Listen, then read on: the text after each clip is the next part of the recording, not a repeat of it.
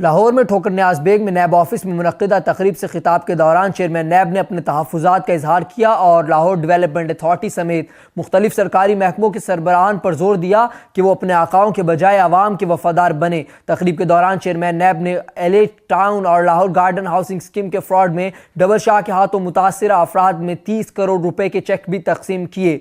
इस मौके पर उन्होंने कहा कि पंजाब हुकूमत मुख्तलिफ तहकीकात में नैब से ताउन नहीं कर रही और नैब को खुद पंजाब के महकमों के ताउन की ज़रूरत नहीं, लेकिन आवाम के लिए ये सब की ज़रूरत है। Chairman NAB justice retired Javed Iqbal ने सूबाई हुकूमत के रवैये पर गुस्से का इजहार किया क्योंकि मुख्तलिफ तहकीकात में LDA समेत दीगर महकमा जात कलीदी रिकॉर्ड नैब के हवाले नहीं कर रहे। उन्होंने कहा कि 3 माह गुजरने के बावजूद करप्शन के इल्ज़ामात का सामना करने वाली 56 पब्लिक सेक्टर कंपनीज ने अपना तमाम रिकॉर्ड जमा नहीं करवाया। इसके अलावा खुसूसी दरख्वास्त के बावजूद नैब को मेट्रो बस मुल्तान और आशियाना इकबाल लाहौर के मंसूबे से मुतल्लिक रिकॉर्ड की फराहमी नहीं की गई। उन्होंने रेगुलेटर्स के किरदार को मशकूक करार देते हुए उन्हें खबरदार किया कि वो अपने इस्लाह कर लें। चेयरमैन नैब का कहना था कि निजी सोसाइटीज़ पहले लोगों को अपने घर के हवाले से सुनहरे ख्वाब दिखाते हैं, लेकिन उनका ख्वाब पूरा नहीं होता। उनका कहना था कि लोग अपनी ज़िंदगी की सारी जमा पूंजी प्लॉट्स की खरीदारी में लगा देते हैं, लेकिन आखिर में हाउसिंग सोसाइटीज़ अपने वादों को पूरा नहीं करती।